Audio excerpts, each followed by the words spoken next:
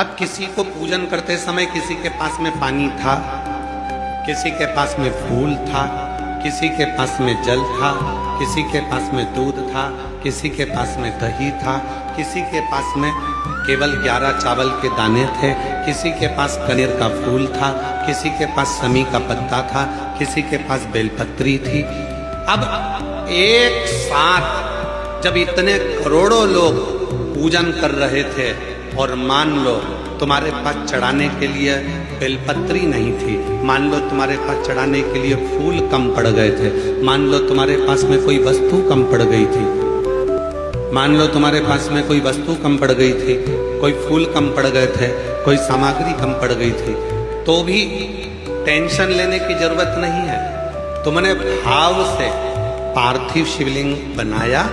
भाव से तुमने पूजन करना प्रारंभ करी, तो भाव से भोलेनाथ रीझ गए और भाव से तुम्हें वर प्रदान किया। मेरी जीजियों, जब भी पार्थिव शिवलिंग का पूजन हो, भले तुम्हारे पास चढ़ाने के लिए कुछ नहीं हो, तो भी जो समय तुमको बताया जाए उस समय पर अगर मिट्टी का शिवलिंग बनाकर केवल बैठ गई ना, लोटा भर के जल लेकर, चावल का दाना लेकर, भले कुछ भी नहीं,